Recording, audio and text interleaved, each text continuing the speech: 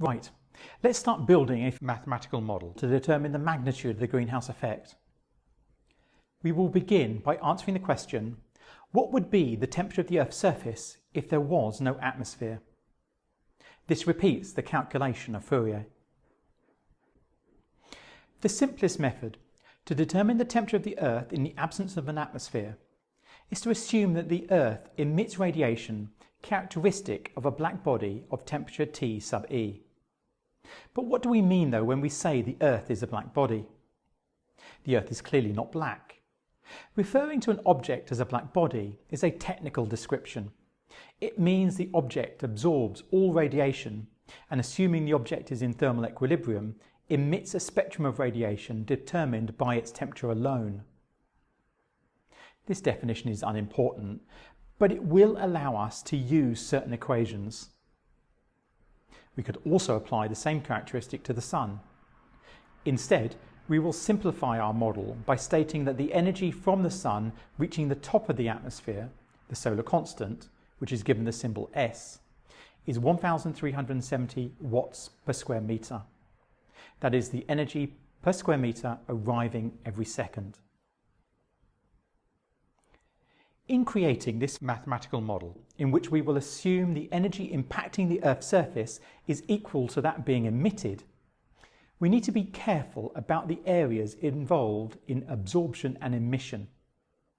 If we take the radius of the Earth to be r, the Earth absorbs solar radiation over an area of pi r squared, that is the cross-sectional area facing the Sun, but emits radiation over its entire surface, that is the area of 4 pi r squared. Okay, we have defined the terms necessary to complete the calculation. What is the energy impacting the Earth every second? Well, it will be the solar constant times the cross-sectional area of the Earth, that is 1,370 times pi r squared. This energy must be balanced by the energy being emitted by the Earth. So if we assume the Earth is behaving as a black body, then the energy emitted per area is given by the Stefan-Boltzmann law. That is, the energy per unit area, also known as the intensity, is equal to the Stefan-Boltzmann constant sigma times the fourth power of the temperature. Note that the Stefan-Boltzmann constant is equal to 5.67 times 10 to the minus 8 watts per square metre per Kelvin to the fourth power.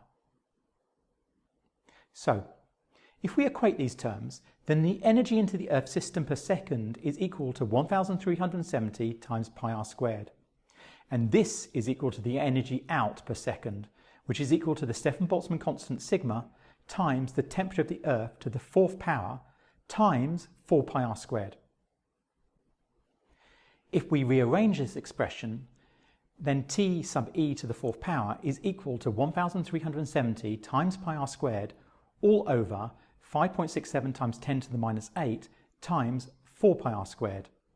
The pi r squared cancels, which leaves us to solve for the temperature. Initially, we find that the fourth power of the temperature is approximately 6.04 times 10 to the 9. If we take the fourth root, we can find the temperature. The fourth root can be calculated on most calculators, but it can also be calculated by taking the square root twice.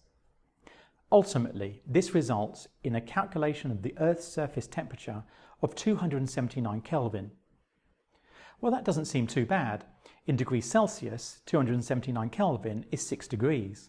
A bit chilly, but livable. But wait a moment, that's not the temperature that Fourier calculated, and you're right. We have made an approximation that we need to correct for.